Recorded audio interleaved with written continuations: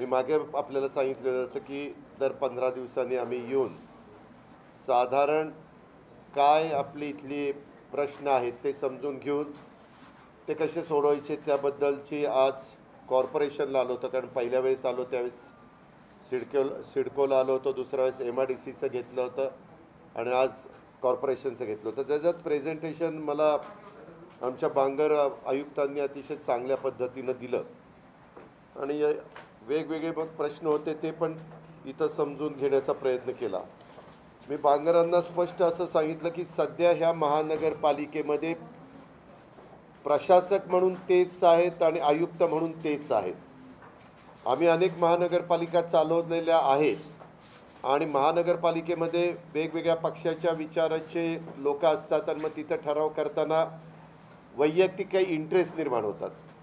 मी बांगरांना असं सांगितलं की बांगर, तुम्ही जे उद्याची 25-50 वर्ष डोळ्यासमोर ठेवून नव्या मुंबई महानगरपालिकेकरता निर्णय घेण्याची गरज आहे ते आत्ता तुमच्या कारकिर्दीतच मंजूर करून घ्या, त्याला मान्यता घ्या.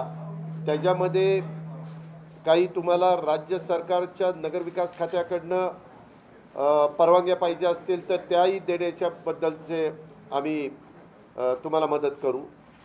मग उदाहरणार्थ काय, मी त्यांना सांगितलं की आता मोरबे धरण आपलं पॉप्युलेशन जवळपास झालं 15 लाख आणि आपला लोकसंख्या वाढीचा रेट आहे 60%. साधारण एकेका शहरामध्ये रेट असतो 10%. नव्या मुंबईचा रेट 60% आहे. साहजिकच आहे, खूप जण आता नव्या मुंबईमध्ये कामधंद्याच्या नोकरीच्या निमित्तानं येत असतात, व्यवसायाच्या निमित्तानं येत असतात. मग मोरबे धरण पुढं कमी पडणार, मग त्याच्यामध्ये फ्लॅपची उंची वाढवून काही करता येईल का? मध्ये आम्ही कोयनेला फ्लॅपची उंची वाढवली, 7 TMC पाणी वाढलं. उजनीला वाढवली, तिथं 7 TMC पाणी वाढलं.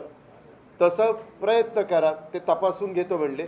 आणि दुसरं, खोपोलीला वरून जे काही टाटाची वीज तयार झाल्यानंतर पाणी येतं, पूर्वी काय कुठला तो महाराजांचा गगनगिरी महाराजांचा मठ होता आहे तिथून, तर तिथं बंधारा करून देखील नव्या मुंबईला ते पाणी आणण्याचं साधारण महानगरपालिकेच्या डोक्यामध्ये आहे. त्याचा सर्वे पण करण्याच्याबद्दल सांगितलेलं आहे. कारण मागे एकदा मुख्यमंत्र्यांच्या बरोबर आम्ही आलेलो होतो त्यावेळेस रासायनिकच्या जवळ ना भोकरपाड्याच्या तिथं आपण ॲडिशनलचं पाण्याच्या बद्दलचा जलशुद्धीकरण केंद्राचं उद्घाटन केलेलं होतं आणि त्याच्यातून ह्या सगळीकडे पाणी कसं देता येईल त्यांच्या डोक्यामध्ये हेटावण्याचा एक विचार आहे. हेटावण्याचं 50 MLD पाणी नव्या मुंबईला अलॉट झालेलं आहे. पण लोकसंख्या वाढीचा विचार करता अजूनही काही हे केलं पाहिजे, म्हणून आपण त्याही गोष्टीचा सर्वे करायला सांगितलेला आहे आणि तिथून पाणी डायरेक्ट जलशुद्धी केंद्रावर आणायचं, मग तिथून पुन्हा आपल्या नव्या मुंबईमध्ये उचलायचं. अशा प्रकारे दुसरी गोष्ट, काही बाबतीमध्ये सिडकोमध्ये असं सांगण्यात आलेलं होतं की काही नागरिकांना डबल टॅक्स भरावा लागतो आहे, सिडकोचा पण आणि MIDCचा पण. तर तिथं डुप्लिकेशन होतं आहे. तर त्याच्या संदर्भामध्ये मागे काय केलं होतं, आम्ही ग्रामपंचायतीच्या बाबतीमध्ये कॅबिनेटमध्ये निर्णय घेऊन जो काही टॅक्स लागेल तो 50% ग्रामपंचायतीने घ्यावा आणि 50% MIDCने घ्यावा असा मार्ग काढला होता. तशा पद्धतीनं मार्ग काढायचा विचार आमचा आहे. दुसरी गोष्ट, हे सगळी पूर्वीची गावं आलीत आणि त्यांना जर त्यांची घरपट्टी थकली किंवा कुठलाही कर थकला तर कायद्यामध्ये 2% महिन्याला व्याज लावण्याचा अधिकार आहे. म्हणजे 24%, वर्षाला 24%. माझे 100 रुपये थकले तर मी 125 रुपये पुढच्या वर्षी भरायचे. हे प्रचंड मोठं त्याच्यावर व्याज आकारलं जातं आहे. मी आत्ताच संबंधित सचिवांशी बोललो आणि त्यांना म्हणलं की सध्या तुम्ही 12%चा कॅबिनेट नोट आणा. कॅबिनेट मग मुख्यमंत्री महोदय, आमचे उद्धव ठाकरे साहेब आणि बाकीचे सगळे आम्ही मिळून त्याबद्दलचा निर्णय, नगरविकास मंत्री एकनाथराव शिंदे असे सगळे मिळून बसून बाळासाहेब थोरात असतील, जयंत पाटील, अशोकराव चव्हाण, मी असे सगळे मिळून आम्ही निर्णय त्या ठिकाणी घेऊ. परंतु प्रस्ताव आणताना 12% आणा आणि मग कॅबिनेट तर सर्वोच्च आहे, कॅबिनेट निर्णय घेईल. मग तशा प्रकारचं सगळ्याच महानगरपालिकेला आज निर्देश दिले जातील आणि जे काही खूप मोठ्या प्रमाणावर व्याज आकारलं जातं त्याच्यावर कुणी टॅक्स भरायला तयार नाही. त्याच्यावर टॅक्सची पण वसुली मला वाटतं 25%च आहे. किती आहे? 25 तिकडची 50%च आहे.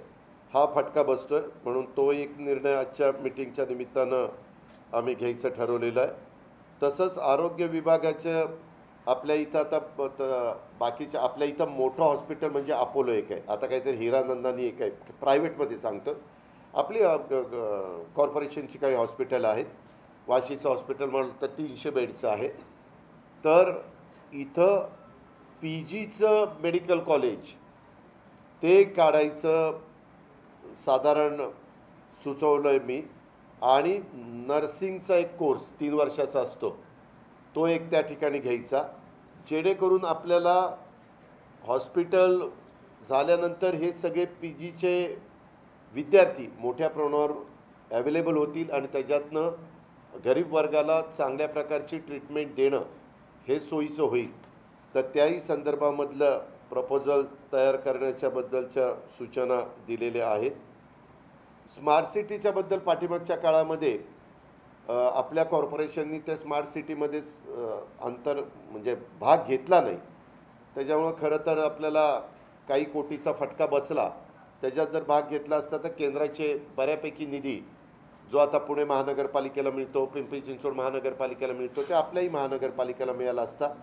परंतु त्यावेळेसच्या मॅनेजमेंटनी काय विचार केला ते त्यांचं त्यांना माहिती.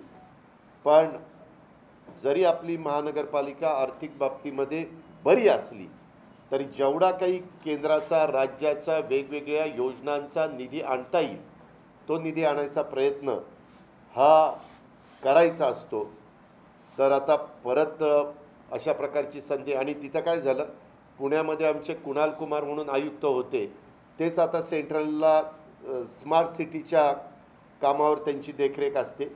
त्याच्यामुळे जर तुमचा प्रशासनातल्या अधिकाऱ्यांशी संबंध चांगले असले तर आणखीन थोडेसे अधिकचे फंड्स मिळण्याच्याकरता मदत होत असते. पण आता ती वेळ निघून गेलेली आहे. पुढं कधी संधी आली तर त्याचा निश्चितपणे विचार केला जाईल. आपल्याला इलेक्ट्रिक बसेस आता इथून पुढं इलेक्ट्रिक बस किंवा CNG बस ह्याच बसेस घ्यायच्या, डिझेलच्या बस घ्यायच्या नाही, अशाही सूचना मी बांगरांना दिल्या. 600 पैकी 180 आपल्याकडे इलेक्ट्रिक बसेस आहेत आणि बाकीच्या CNGवर कन्वर्ट करायचं आपलं काम त्या ठिकाणी चाललेलं आहे. सध्या कोरोनाच्यामुळं पब्लिक सर्व्हिस ट्रान्सपोर्ट हे आपलं घाट्यामध्ये, पण जगामध्ये पब्लिक सर्व्हिस ट्रान्सपोर्ट कधी फायद्यात नसतं. कारण गरीब वर्गाला कमीत कमी पैशामध्ये ह्या भागातून त्या भागात आणि पब्लिक सर्व्हिस ट्रान्सपोर्टची सेवा आपण चांगल्यातली चांगली देऊ शकलो तर मोठ्या प्रमाणावर नागरिक स्वतःची वाहनं रस्त्यावर आणायच्याकरता थांबतात आणि त्याच्यातनं वाहतूक सोपस्कर होण्याच्याकरता मदत होते. त्याच्यामुळं त्याही बाबतीमध्ये आज मी त्यांना सूचना दिलेल्या आहेत. सध्या हे सगळं करत असताना जिथं जिथं स्मशानभूमी आणि दफनभूमीची गरज आहे तिथं काही काही सूचना आल्या की अमक्या ठिकाणची दफनभूमी चांगली नाही, भिंती पडल्यात, गरज तिथं आहे, तिथं मायनॉरिटीचं पॉप्युलेशन जास्त असल्यामुळं तिथं जास्तीची जागेची गरज आहे. मी आयुक्तांना सांगितलं की बाबा हे नवीन बॉडी येण्याच्या आतच जर केलं, नाहीतर काय होतं, आपले 111 प्रभाग आहे, 111 वॉर्ड आहेत. आता त्या 111 वॉर्डामध्ये मी ज्या वॉर्डात असतो तिथं सहसा मग नागरिक म्हणतात इकडं नको तिकडं नको, त्याच्यातनं अडचणी येतात. वास्तविक दफनभूमी स्मशानभूमी ही त्या शहराची उद्याची 50 वर्षाचा विचार करून तशा अवेलेबल असल्याच पाहिजेत. तर त्याहीबद्दल मी त्यांना सूचना दिलेल्या आहेत. तसंच कचरा आपल्याकडे मला वाटतं 700 मेट्रिक टन कचरा निघतो.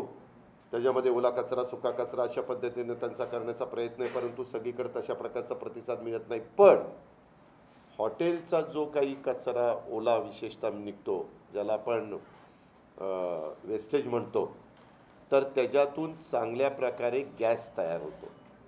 तर इथल्या CNG बसेसवर तिथं गॅसचा प्लांट टाकायचा त्या वेस्टेजचा विचार करून आणि त्याच्यातनं गॅस तयार करायचा, ते CNG बसेसच्या करता वापरायचा, अशाही पद्धतीचं ते करू पाहतायत. तर त्यालाही जास्त गती देण्याच्या बद्दल सांगण्यात आलेलं आहे. 100 एकरची जागा कचऱ्याच्या संदर्भातली आहे आणि ती अशी सायकल पद्धतीनं फिरवली जाते. जिथं आता काही वर्ष झाली त्या कचऱ्याचा डंप केलेला, त्याच्यावर रितसर सगळे ट्रीटमेंट करू, तर तिथं मात्र आता तो एकतर खत तरी झालेला असेल किंवा माती म्हणून देखील जिथं आपले गार्डन उद्यानं असतात तिथं आपल्याला टाकता येईल. इथं पाण्याचे स्पॉट हे मोठ्या प्रमाणावर आहेत. विशेषतः आपल्या पाम बीचच्या शेजारचा प्लॉट मोठा आहे म्हणजे तलावाचा, तर त्या भागामध्ये थोडंसं सिवरेजचं पाणी तिथं जातं आहे, त्याच्यामुळे किंचित त्याला वास येतो आहे. परंतु साधारण आपल्या नव्या मुंबई महानगरपालिकेची गरज आहे तेवढे सिवरेज ट्रीटमेंट प्लांटची कामं चालू आहेत. लवकरच तिथलंही काम पूर्ण होईल आणि तिथं मात्र ते पूर्ण झाल्यानंतर ते सगळं पाणी हे एकतर गार्डनच्या करता, दुसरं इंडस्ट्री करता, कारण चांगल्या पद्धतीनं त्या पाण्यावर ट्रीटमेंट केली तर ते पाणी पिण्याकरता नाही पण इंडस्ट्री करता, झाडांच्या करता 100% वापरता येतं. तर नियोजन करण्याच्या बद्दलचं सांगण्यात आलेलं आहे. आणि यदाकदाचित पुढं जर जमलं तर CSR मधनं तिथं बांध घालून तो तलाव जरा मोकळा करायचा. बऱ्याचशा ठिकाणी मधल्या काळात महात्मा फुले जलभूमी अभियान महाराष्ट्रामध्ये राबवलं गेलं, त्यावेळेस अनेक तलावातला गाळ काढला गेला आणि तो जिथं भराई करायची होती तिथं टाकला गेला. काही शेतकऱ्यांनी तो स्वतःच्या शेतात वाहून नेला, काही ठिकाणी वीटभट्टीला नेण्यात आला. इथं जी काही त्याचा उपयोग करून घेता येईल तशा पद्धतीनं उपयोग करून घ्यायचा, असंही आम्ही आजच्या बैठकीमध्ये ठरवलं. दुसरं, आता कोविडच्या निमित्तानं बऱ्याचदा वेगवेगळ्या प्रकारचे नियम करण्यात आले. आता हळूहळू कोविड कमी होतोय, परंतु काळजी घेणं तर गरजेचं आहे. आणि त्याच्यामुळं उद्याच्याला तिसरी लाट आली तर जी काही खबरदारी घ्यायची, जेवढे काही बेड्स अधिकचे पाहिजे, व्हेंटिलेटरचे बेड्स असतील, ऑक्सिजनचे बेड्स असतील, साधे बेड्स असतील किंवा तिथं ऑक्सिजन साठवण्याची कॅपॅसिटी असेल. आम्ही त्यांना सांगितलं होतं की सेकंड लाट आली त्याच्यामध्ये टॉप ज्या दिवशी सर्वात जास्त आपल्याकडे पेशंट्स होते त्याच्या तिप्पट ऑक्सिजन लागेल असं समजून तुम्ही ही सगळी व्यवस्था करा आणि बेड 1.5 करा आणि ऑक्सिजनचा साठा 3 करा. ह्या सूचना नव्या मुंबईला नाही, सगळ्या महाराष्ट्रालाच काढलेल्या होत्या. तर तशाही पद्धतीनं आयुक्त आणि त्यांची सगळी टीम त्या गोष्टीचा म्हणजे त्यांनी नियोजन केलेलं आहे. झाडं लावण्याच्याबद्दल तुम्हाला माहिती आहे की पाम बीच रोडला मोठ्या प्रमाणावर रेंट्रीची झाडं लागलेली आहे. रेंट्रीचं झाड लवकर वाढतं, परंतु वादळ सुटलं की ते कमकुवत असतं, मोडतं, फांद्या तुटतात. कधी तुम्ही मोटरबाईकवर जात असताना देखील वरनं जर फांदी तुटली तर ॲक्सिडेंट होण्याची शक्यता असते आणि काही पण जीवितहानी पण होऊ शकते. आणि म्हणून आता मात्र इथल्या हवामानाला योग्य ठरतील पण इंडियातलीच म्हणजे आपल्याच स्थानिक असतील अशाच पद्धतीची झाडाला प्राधान्य देण्याच्याबद्दल सूचना करण्यात आलेल्या आहेत. आणि त्याचं धोरण आम्ही राज्य सरकारमध्ये पण ठरवलेलं आहे. कुठले झाड तोडायचं, त्याला काय नियम वगैरे अशा पद्धतीनं ते सगळं केलेलं आहे.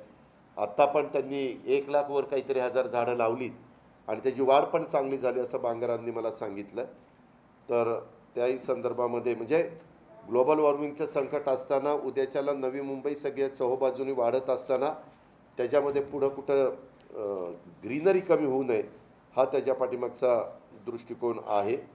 तशाच पद्धतीनं तुम्ही बघितलं असेल मधल्या काळामध्ये मुंबईमध्ये MMRDAनं जे स्कायवॉक केले ते काही ठिकाणचे स्कायवॉक फार असे ओबडधोबड, त्याला सोबरपणा नव्हता आणि त्याच्यातनं थोडंसं शहराला बकाल स्वरूप आलं. म्हणजे त्याच्यातनं एक शहरातनं फिरायची जी मजा होती ती जरा कमी झाली.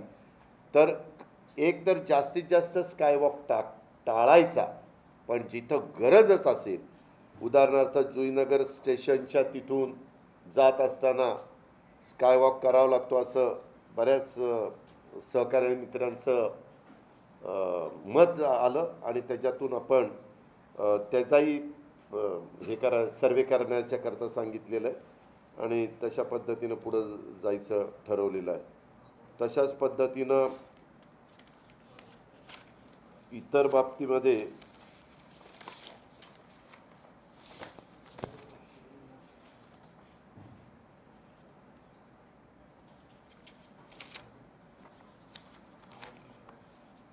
देशातल्या तृतीय क्रमांकाचं स्वच्छ शहर म्हणून खरं तर आपल्या नव्या मुंबईचा नंबर लागला आणि महाराष्ट्रातील स्वच्छ शहराचा बहुमान पण मिळाला आणि वॉटर अधिक मानांकन प्राप्त महाराष्ट्रातील एकमेव शहर. त्याच्यामुळं निश्चितपणे नागरिकांचं आणि महानगरपालिकेचं मनापासून अभिनंदन, मनापासून त्यांचं कौतुकच त्या ठिकाणी केलं पाहिजे. एकंदरीत शहरामध्ये SRA आणि बाकीच्या संदर्भातल्या ज्या योजना असतात, उदाहरणार्थ बैठ्या चाळी, उदाहरणार्थ आपल्या इथे पण काही बैठ्या चाळी आहेत. आता आपण बघतो काही काही भागात महाराष्ट्रातल्या शहरामध्ये त्याच्यामध्ये आपण स्कीम तिथं घेतो, त्याच बैठ्या चाळी किंवा तिथली घरं काढतो आणि तिथं अधिकचा FSI देऊन त्या मूळ मालकाला पण जरा जास्त जागेचं घर मिळावं.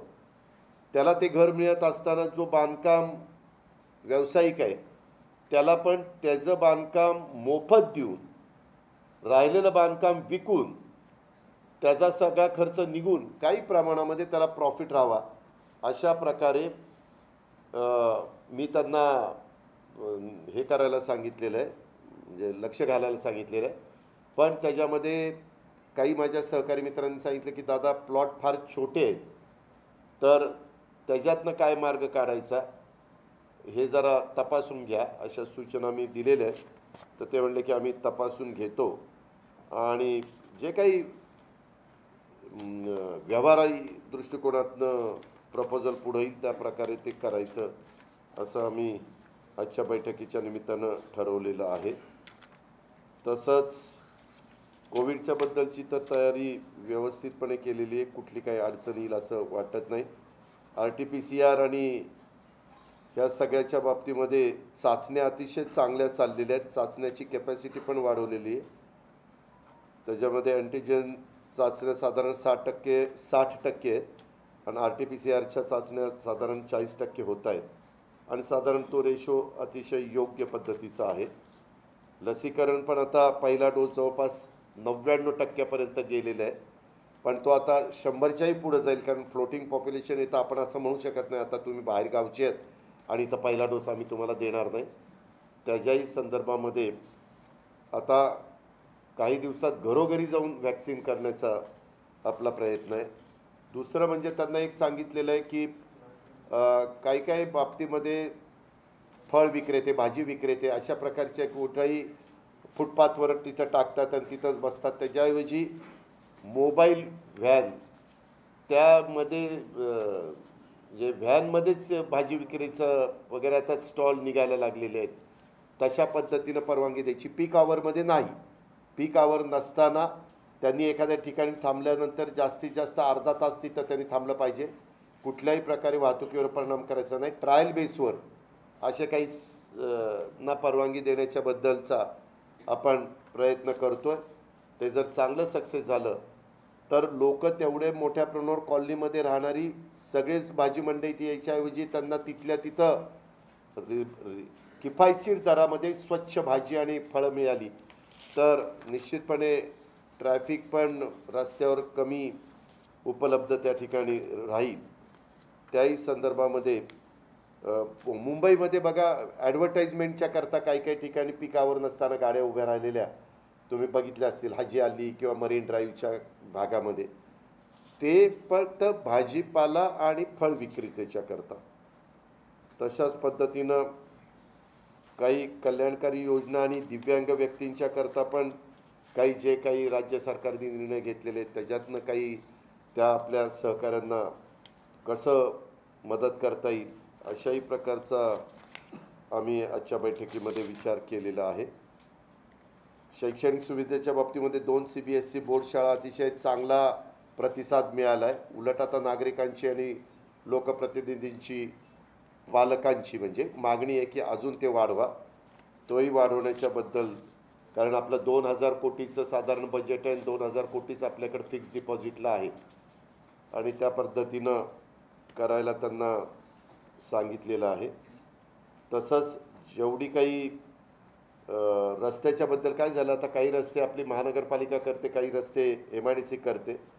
त्यामुळे मी मगाशी सांगितलं तो टॅक्सचा प्रश्न निर्माण झाला. तर त्याच्यातून मागच्या सरकारच्या काळामध्ये ते ठरलेलं आहे, त्याच्यातनं लोकांना डबल टॅक्स न देता फार तर 50-50 असं काही करता येतं का, ह्याही बद्दलचा निर्णय आम्ही घेतोय. तसंच 180 बसेस आता इलेक्ट्रिकल आपल्याकडे आहेत. टप्प्याटप्प्याने मी मगाशी सांगितलं की ते अजून वाढवत पुढे जाण्याचा असं आहे. आता समान कर्मचाऱ्यांच्या बद्दलचं समान वेतन काय, समान काम समान वेतन, हे पण एक मागणी आली, तर ती पण तपासून घेतो. ते जर करायचं झालं तर साधारण 16-17 कोटी रुपये हे वाढेल, पण इथल्या स्टाफला मात्र त्याच्यातनं मदत होईल महानगरपालिकेमध्ये काम करत असणार आहे. मी ते बेरोजगार आणि बचत गटाच्या महिलांना फिरते उपहारगृह अथवा भाजीपाला आणि फळ विक्रीसाठी महानगरपालिकेची परवानगी ते तपासून घेऊन त्याचा सुरुवात करायची असं पण आम्ही आज ठरवलं. काही स्थानिकांना कामं द्यावीत अशाही प्रकारची मागणी आली. जे प्रकल्पग्रस्त बाधित आहेत त्यांना छोटी छोटी कामं देण्याच्या बद्दलचं. सगळ्याच अधिकारी कर्मचाऱ्यांच्या करता कॅशलेस मेडिकल पॉलिसी करण्याच्या बद्दल पण आता नवीन बऱ्याच विमा कंपन्यांनी खूप चांगल्या योजना आणलेल्या आहेत. आणि शिवाय राज्य सरकारची पण महात्मा फुले जनआरोग्य योजना ती आहेच.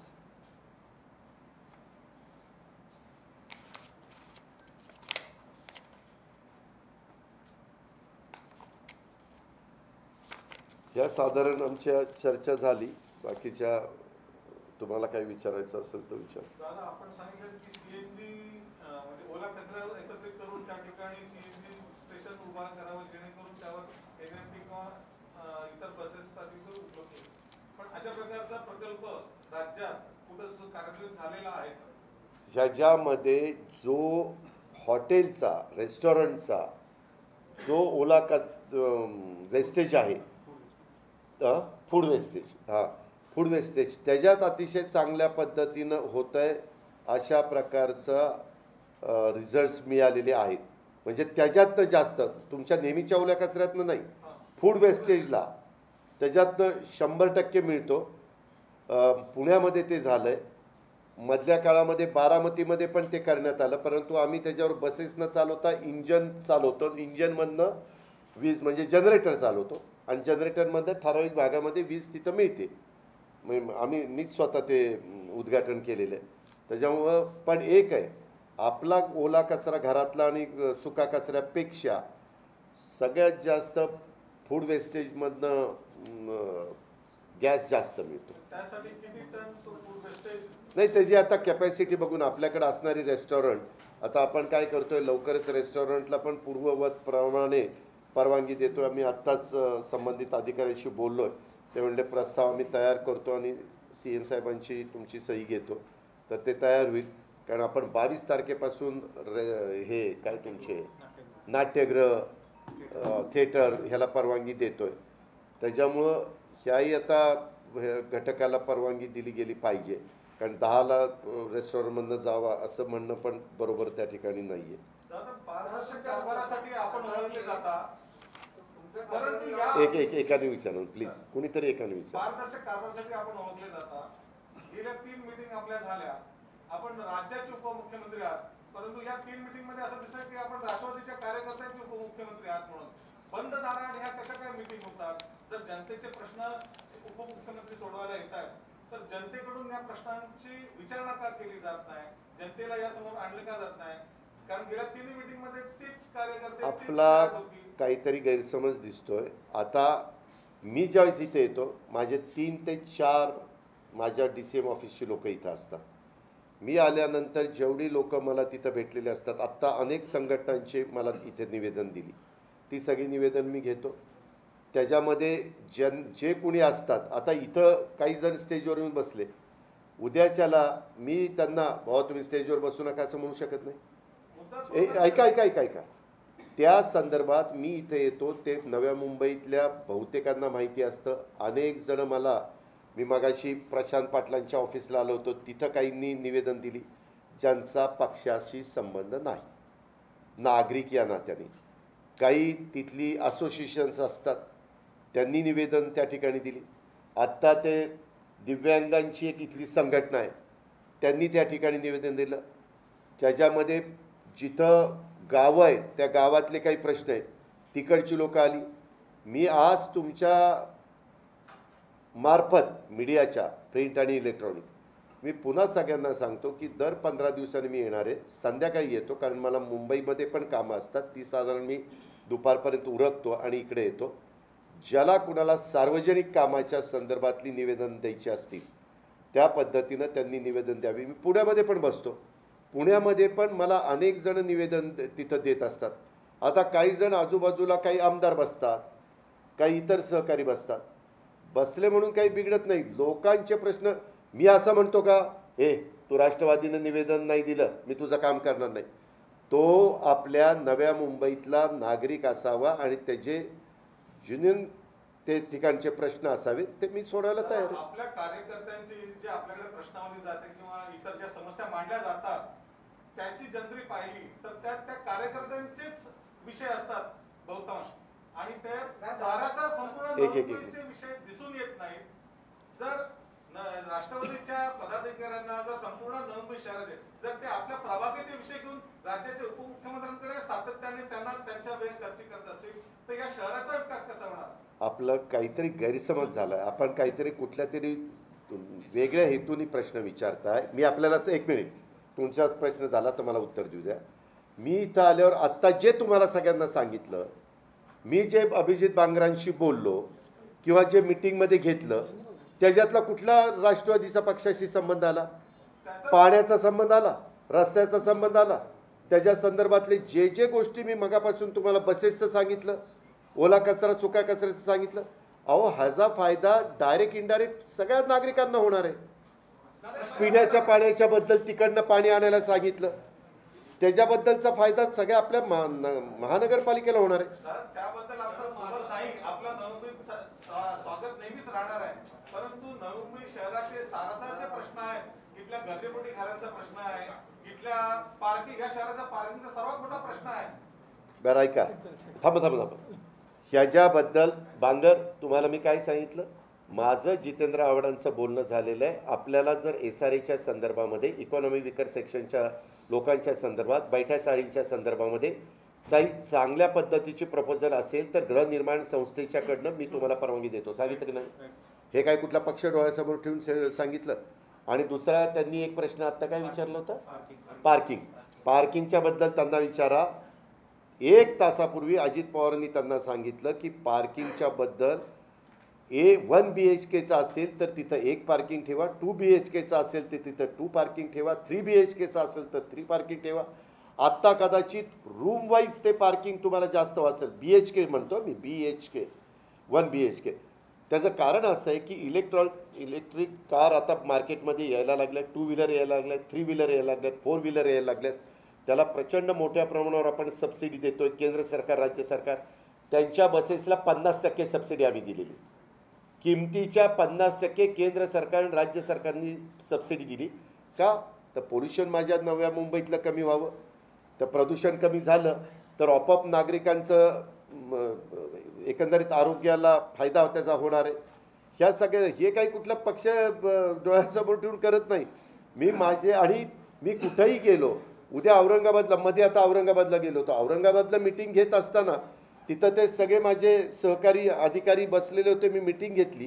प्रेसला येत असताना मी आता इथं महानगरपालिकेतच असल्यामुळे आयुक्त बसले, नाही तर प्रेसला मीच एकटा त्या ठिकाणी बोलत असतो. मी जर सांगितलं सचिवांनी थांबावा प्रेसला, एखादा प्रश्न असा उपस्थित झाला की ज्याच्या संदर्भातली मला पूर्ण माहिती नसेल तर मी तुम्हाला त्या ठिकाणी विचारेन.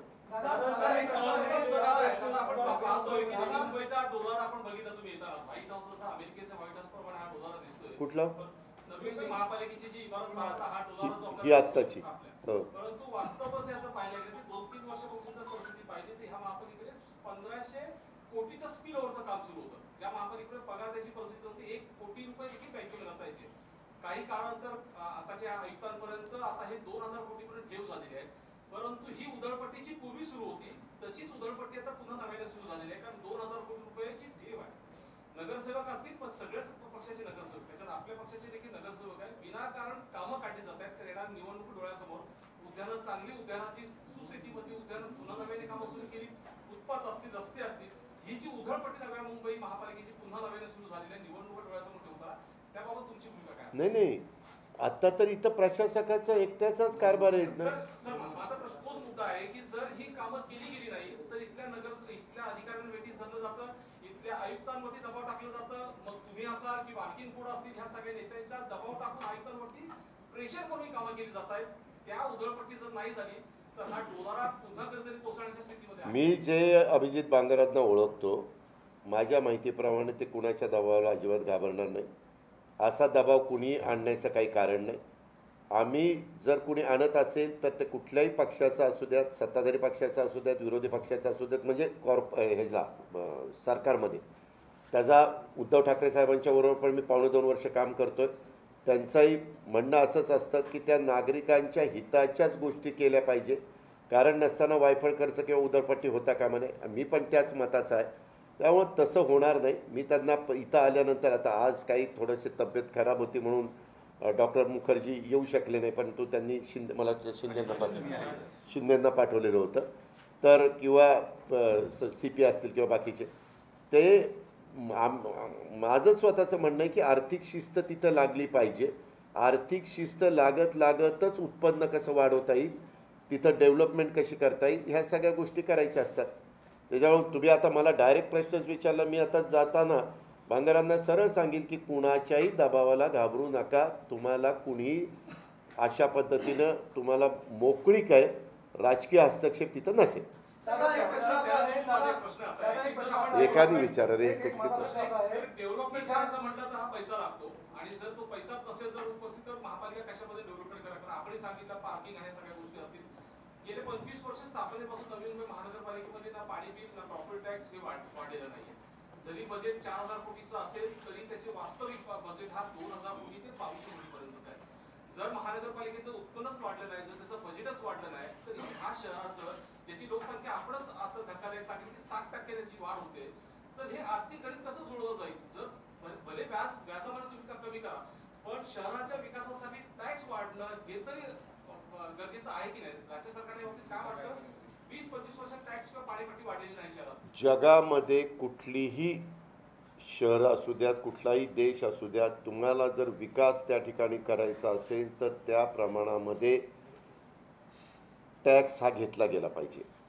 पण त्या भागामध्ये जो गरीब वर्ग आहे, जो वंचित वर्ग आहे, जो दुर्लक्षित वर्ग आहे, इकॉनॉमी विकर सेक्शनमध्ये बसणारा वर्ग आहे, अशा लोकांच्याकरता सवलती पण मिळाल्या पाहिजेत. ज्याची ऐपत आहे त्यांच्याकडनं घेतलं गेलं पाहिजे, ज्यांची ऐपत नाही. मी तरी राज्य चालवत असताना मागे 4 वर्ष उपमुख्यमंत्री म्हणून, आत्ता 4 वर्ष अर्थमंत्री म्हणून, आत्ता 2 वर्ष अर्थमंत्री म्हणून तशाच पद्धतीचं माझं धोरण असतं. आजच इथं येताना मी रिसोर्सेस वाढवण्याच्या करता माझ्या 1-2 डिपार्टमेंटला घेऊन बसलो होतो की काय करता येईल. त्याच्यातनं लोकांना पण ते पचनी पडलं पाहिजे आणि आपल्याला पण त्याच्यामध्ये पारदर्शकता आणून सगळ्या लिकेजेस न राहता ते आपल्या ट्रेझरीमध्ये आलं पाहिजे. अशा प्रकारचं माझं स्वतःचं मत आहे. आपण म्हणताय त्या मताशी मी 100% सहमत आहे. ह्या संदर्भामध्ये आता शहर इतकं वाढत असताना त्याच्या संदर्भात उद्याच्याला पाण्याची डिमांड वाढणार आहे, पाण्याची गरज वाढणार आहे, मोरबे धरण आपल्याला कमी पडणार आहे आणि इतरही धरणाचा आजूबाजूच्या धरणाचा विचार करतात त्याला पण काही मर्यादा आहेत. म्हणूनच आपण आपलं जे चांगलं पाणी आहे ते मोठ्या प्रमाणावर सिवरेज ट्रीटमेंट प्लांटच्या पाण्यावर चांगल्या प्रकारची ट्रीटमेंट करून ते MIDCला देतो आहे. आणि MIDCला मला बांगर म्हणले की दादा MIDCला पण सांगा हे पाणी घ्यायला. ते इंडस्ट्रीच्या योग्यतेचं असेल, इंडस्ट्रीला वापरण्याच्या योग्यतेचं असेल, शिवाय इथल्या गार्डनला आणि ह्याला ते तर ते वापरलं जातं. त्यामुळं तिथं ते पाणी गेलं तर तेवढी पाण्याची बचत चांगल्या पाण्याची होणार आहे. आपल्याला मग ते पाणी जे बचत होईल ते नागरिकांना पॉप्युलेशन वाढत असताना ते देता येणार आहे. अशाच पद्धतीची चर्चा आत्ताच्या मीटिंगमध्ये मी केली. दादा एक प्रश्न असा आहे जो महाविकास आघाडीने मंत्रिमंडळावर घेतला त्यालाच एक अटॅचमेंट प्रश्न असा आहे. अरे थांबा ना प्लीज, एकाने विचारणार ज्या आहे. पद्धतीनं तुम्ही कार्यभार सांभाळताय तुमचं पारदर्शक असतं. मुंबई हायकोर्टाने मागील एका निकालामध्ये नवी मुंबई महानगरपालिकेला एका गोष्टीमध्ये फटकारलं होतं अनधिकृत संदर्भामध्ये आणि त्याच अनधिकृत बांधकामासंदर्भामध्ये फटकारत असताना नवी मुंबई महाराष्ट्र खात्यामध्ये एक व्यक्ती कालावधी संपल्याच्या नंतर कंटिन्यू होते, 3 वर्षाचा कालावधी संपल्याच्या नंतर पुन्हा कंटिन्यू होते. तर एक पारदर्शक कारभार म्हणून कसं चालणार आहे? अनधिकृत बांधकाम थांबणार आहेत का की एकच व्यक्ती पुन्हा कंटिन्यू होते आणि एकच काय व्यक्ती कंटिन्यू होते 3 वर्षानंतर पुन्हा कंटिन्यू होते अनधिकृत बांधकामासंदर्भातल्या खात्यामध्ये? आणि क्रमांक 2 प्रश्न, NMTचा तुम्ही विषय केला, ज्या पद्धतीने तुम्ही आता बोलताय की बसेस तुम्ही याच्यावर CNG वगैरे आणणार आहात, तर त्या NMT मध्ये काम करणारे जे कामगार आहेत 2007 पासून काम करतात, मात्र 2007 नंतर आता 2021 झाले तरी पण कॉन्ट्रॅक्ट बेसिसच काम करतात, त्यांना परमनंट वगैरे करण्याचा काही मानस आहे की नाही याबद्दल तुम्ही काय? त्याच्यामध्ये मगाशी मी सांगितलं समान वेतन समान काम, ह्या संदर्भात हे धोरण फक्त परिवहनला नाही ते पूर्ण महानगरपालिकेला राबवण्याचं प्रशासनाला सूचना दिलेल्या आहेत. त्याच्यावर तो प्रश्न त्याच्यातनं निकाली निघेल. दुसरं, तुम्ही आत्ता मला सांगितलं, मी राज्याचा कारभार मुख्यमंत्र्यांच्या नेतृत्वाखाली ज्यावेळेस पाहतो त्यावेळेस हे जे काही आता तुम्ही जो उल्लेख केला त्याची मी माहिती घेईन. तसं जर असेल त्या व्यक्तीचं कामकाज एवढं काही चांगलं नसताना तिथं त्यांना ठेवलं असेल तर जरूर त्याच्या संदर्भामध्ये काय भूमिका घेतली गेली पाहिजे ती माझ्याकडनं घेतली जाईल. आता जी तुमची आयुक्त साहेबांसोबत चर्चा झाली त्या चर्चेमध्ये जे तुम्ही मुद्दे सांगितले त्याच्या बऱ्यापैकी बातम्या आम्ही केलेल्या आहेत आणि बऱ्यापैकी आयुक्तांनी पण आम्हाला सांगितलं. एक महत्त्वाचा नवीनच्या लोकांचा महत्त्वाचा जेवढे विचार आहे की ज्या वेळेला इथे बॉडी होती चौकशी चालू होती त्यावेळी 550 चौरस फुटाच्या आपल्या घरांना मालमत्ता करातून सूट द्यावी, माफ करावी असं त्यावेळी प्रस्ताव घेतला होता. हा प्रस्ताव त्यावेळेच्या आयुक्तांनी सरकार दरबारी पाठवला होता की त्याच्यावर निर्णय होईल, पण तो निर्णय काही झालेला नाही. या संदर्भात तुमची काही चर्चा झाली का किंवा ज्या माणसाचं तुम्ही आतापर्यंत आलेला त्यांना सूट देणार 550 चौरस फुटाची? नाही, त्याबद्दलची कुठल्याही प्रकारची चर्चा त्या ठिकाणी झालेली नाही. मी सुरुवातीलाच आपल्याला सांगितलं की करोनाच्या काळामध्ये देशातलं उत्पन्न कमी झालं, राज्याचं उत्पन्न कमी झालं. देश जे चालवतात त्यांना देश चालवताना आर्थिक चणचण भासते. राज्य जे चालवत आहेत त्यांना देशातली अनेक राज्य चालवताना त्यांना चणचण भासते. त्याच्याचबरोबर जे महानगरपालिका आहेत, नगरपालिका आहेत, नगरपंचायत आहेत, नगरपरिषद आहेत, ग्रामपंचायत, तिथं पण कमी अधिक प्रमाणात हेच आहे. एक आपण विचार केला पाहिजे की ह्यामध्ये किती सवलती द्यायच्या. बऱ्याचदा काही राज्य किंवा काही संस्था वारेमाप सवलती देतात आणि त्याचा परिणाम विकास कामावर त्या ठिकाणी होतो. कारण आता कन्स्ट्रक्शन कॉस्ट किंवा बाकीचं काही डेव्हलपमेंट करायची म्हटलं तर कसा खर्च येतो, आपण आपल्या घरामध्ये पण छोटं मोठं काम काढलं तर आपल्या सगळ्यांच्या लक्षात येतं. त्याकरता काही म्हणजे केंद्र सरकार पण तुम्ही मोफत जर द्यायला लागला तर ते म्हणतात आम्ही तुम्हाला त्याची मॅचिंग ग्रँट देणार नाही.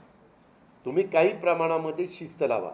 जसं काही राज्य मोफत वीज दिल्यानंतर ती राज्याचा आर्थिक गाडाच तिथं अडचणीमध्ये येतो. कधी काहींना बॅकफुटवर, मला आठवतं आहे सुशीलकुमार शिंदे राज्याचे मुख्यमंत्री असताना आम्ही मोफत विजेच्या बद्दलचा घोषणा केली. पहिलं बिल मोफत दिलं 6 महिन्याचं, पण नंतर लक्षात आलं की हे राबवता येईल पण त्यामुळं तितक्या 1000 कोटीच्या विकास कामावर परिणाम होईल आणि ती कामं ठप्प होतील. मग सगळ्या कॅबिनेटने पुन्हा चर्चा केली ते म्हणले की ओ नको, आणि नंतर हे मी गोष्ट कधीची सांगतो 2004ची किंवा 3ची असेल, 3-4. तर तिथून पुढं 15-16 वर्ष आता ती त्या ठिकाणी गेली. असं आहे, शेवटी शहराला पण सर्वांगीण विकास झाला पाहिजे आणि जो गरीब वर्ग आहे त्याला काही प्रमाणामध्ये सवलत मिळाली पाहिजे, असा हेतू त्याच्यातनं काढला गेला पाहिजे.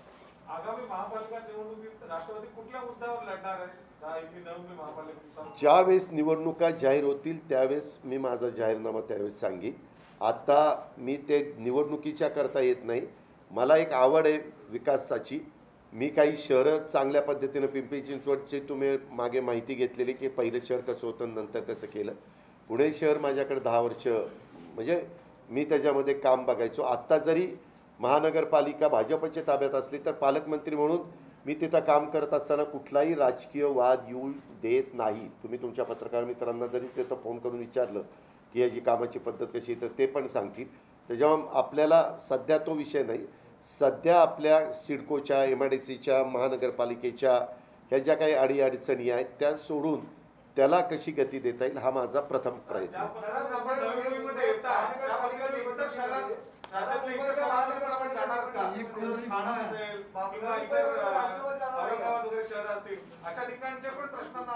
हे का महाराष्ट्रामध्ये शहरं खूप आहे.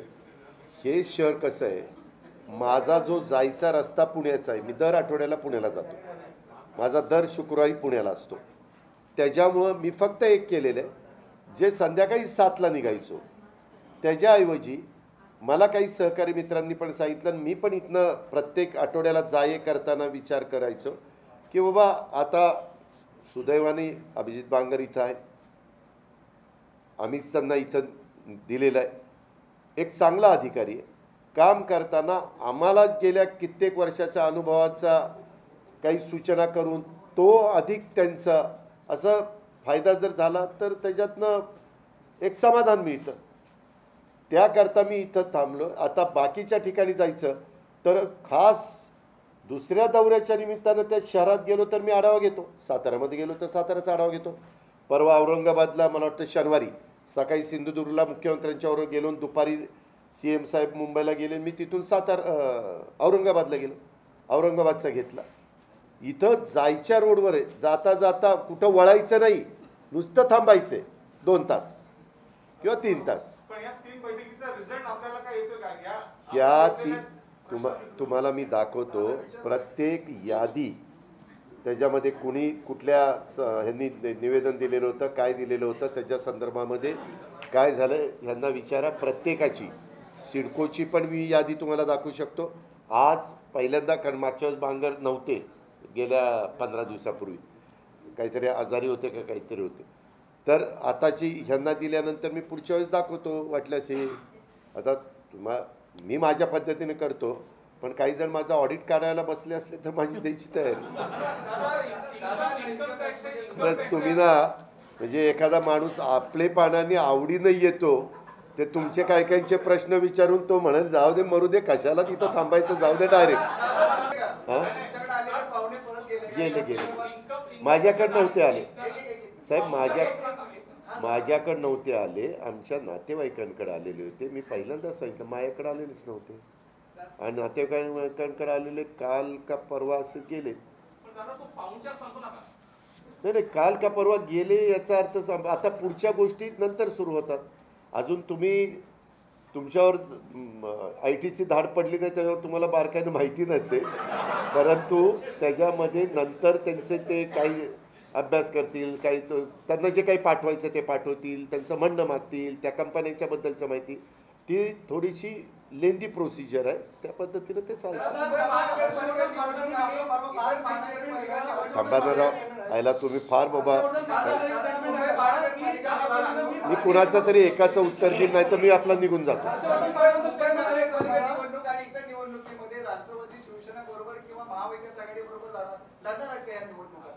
या संदर्भामध्ये महानगरपालिका, जिल्हा परिषदेच्या निवडणुकीच्या, तालुका पंचायतीच्या, नगरपालिकेच्या निवडणुकीच्या करता काय करायचं हे त्या जिल्ह्यातल्या आमच्या राष्ट्रवादीच्या नेत्यांना तो आम्ही अधिकार देणार आहे. पण ज्यावेळेस उद्धव ठाकरे साहेब, जयंत पाटील, मी, एकनाथराव शिंदे, बाळासाहेब थोरात, अशोक चव्हाण, आम्ही ज्यावेळेस ह्याच्या संदर्भातलं बसलो, जसा परवा रजनी पाटलांची जागा आम्ही सगळ्यांनी एकत्र बसून ती अनापच केली. आता देगलूरच्या जागेची निवडणूक आहे, आम्ही मुख्यमंत्री अशोकराव चव्हाण आम्ही सगळे बसलो आणि त्याच्यामध्ये काँग्रेसची सिटिंग होती म्हणून ती त्यांना दिली. दुर्दैवाने त्याचं दुःखद निधन झालेलं होतं. तुम्ही द्या, आम्ही सगळे पाठिंबा देतो असं झालं. तसं ह्याच्या संदर्भामध्ये अजून काय करायचं हे अंतिम ठरलेलं नाही. आम्ही त्या संदर्भामध्ये ज्यावेळेस जाहीर होती त्यावेळेस निर्णय वरिष्ठ पातळीवर राज्याच्या स्तरावर घेतला जाईल आणि जर जिल्ह्याच्या स्तरावर द्यायचं असेल तर तिथं ठरेल किंवा त्या जिल्ह्यांनी ठरवावं काय करायचं त्या पद्धतीने. हर्षवर्धन पाटलांचा स्टेटमेंट आहे की मी काँग्रेसमध्ये आलोय, भारतीय जनता पार्टीमध्ये आलोय, त्यामुळे मला शांत झोप लागते, मला कुठल्याही प्रकारे चौकशीला सामोरं जावं लागत नाहीये, असं हर्षवर्धन पाटलांचं स्टेटमेंट कालचं आहे. जर दादांनी सकाळची पहाटेची शपथ फिरवली नसती तर दादांच्या बाबतीमध्ये तसं झालं असतं का? ही चौकशी लागली नसती. हो का? मला त्याच्याबद्दल मी मागेही सांगितलं की ज्या त्या संस्थांनी त्यांच्यावर जी जबाबदारी ती जबाबदारी त्यांनी त्या ठिकाणी पार पाडावी. कुणी चौकशी, आपण सगळेजण ह्या देशातले ह्या राज्याचे नागरिक आहोत, ज्या सगळ्यांना नियम कायदे सगळे सारखे असतात आणि त्या पद्धतीनं आपली जर बाजू चोख असेल तर काही त्याच्यामध्ये कर नाही, त्याला डर कशाला. फक्त नाही, आता त्यांनी कुठल्या अँगल काय झालं, त्यांचं स्टेटमेंट माझ्याही वाचण्यात आलं आणि लगेच त्यांनी पुन्हा दुसरं स्टेटमेंट दिलं. माझा बोलण्याचा अर्थ तसा नव्हता, ते असं होतं, ते तसं होतं. त्याच्यावर कुठल्या अर्थाने त्यांनी स्टेटमेंट केलं. उलट माझी तुम्हाला विनंती की त्यांच्या स्टेटमेंटचा अर्थ माझ्यापेक्षा कुठल्या वाक्याचा अर्थ काय निघतो हे पत्रकार मित्र जास्त चांगल्या पद्धतीनं समजू शकतात. म्हणजे एखादी बातमी एक हेडलाईन द्यायची म्हटलं तर ती पॉझिटिव्ह पण द्यायचं म्हटलं तर दिली जाते, निगेटिव्ह त्याचं करायचं म्हटलं तरी केलं जातं. मी खरंच सांगतो, मला बऱ्याचदा तुमच्यासारखे पत्रकार मित्र विचारतात हे अमक्याने अमकं म्हणलं, आता त्याच्याबद्दल तुमचं काय म्हणणं आहे. मला वाटतं की तमक्याने तमका का म्हणलं ना अमक्याने अमकं म्हणण्यापेक्षा विकास कामाच्या संदर्भात बोलायचं. मी कधी असल्या फार गोष्टीला महत्त्व देत नाही, माझा तो स्वभाव नाही. मला आपलं काम भले ना आपण भले. विकासाचा प्रश्न आहे. नवी मुंबई महानगरपालिका मात्र नवी मुंबई महानगरपालिका हो, ऐकलं पॉझिटिव्ह आहे. मात्र MIDC कडून त्यांना पाहिजे तसा रिस्पॉन्स दिला जात नाही, कारण झोपडपट्ट्या मोस्टली MIDCच्या जागेवर बसलेल्या आहेत. त्या संदर्भामध्ये महाराष्ट्र सरकारने निर्णय घेतलेला आहे. राज्य सरकारच्या जागेवर असणाऱ्या झोपडपट्ट्या, MIDCच्या जागेवर असणाऱ्या झोपडपट्ट्या फक्त आम्हाला संरक्षण केंद्र सरकारशी संबंधित असणाऱ्या विभागाच्या जागेवर बसलेल्या झोपडपट्ट्या म्हणजे रेल्वे असेल, डिफेन्स विभाग असेल किंवा आणखीन कुठला, तिथं आम्हाला तो अधिकार नाही. त्याच्याबद्दल त्यांनी जर प्रतिसाद दिला तर आपण करू शकतो, पण इतर बाबतीमध्ये पण आपण काम त्या ठिकाणी सुरू केलेलं आहे. म्हणूनच मी बांगरांना सांगितलं आहे की तसं काही प्रपोजल असेल तर ते करण्याच्या करता गृहनिर्माण खातं पूर्णपणे सहकार्य करेल. मी सोमेश्वर सहकारी साखर कारखान्याच्या तमाम सभासदांचे मनापासून आभार मानतो, त्यांना मनापासून धन्यवाद देतो. त्याच्यामध्ये मी बघितलंय पडणाऱ्या मतांच्या पैकी 85 ते 90% मतं ही आम्ही उभ्या केलेल्या पॅनलला पडलेली आहे. त्याच्यामध्ये आमचे पुरंदरचे आमदार संजय जगताप असतील, आमचे खंडाळेचे आमदार मकरंद आबा असतील किंवा तिकडं रामराजे आणि दीपक चव्हाण साहेब असतील, आम्ही लोक असू, फार मोठा विश्वास लोकांनी टाकलेला आहे आणि आम्ही उलट आमची आता जबाबदारी वाढलेली आहे. आता आणखीन चांगल्या पद्धतीनं त्या भागातल्या लोकांना उसाला दर देणं, भाव देणं, चांगली सर्व्हिस देणं हे काम अधिक जोमाने आम्ही लोक नवीन येणाऱ्या संचालक बोर्डाकडनं करून घेऊ. पुन्हा एकदा तिथल्या सभासदांचं मनापासून आभार, धन्यवाद.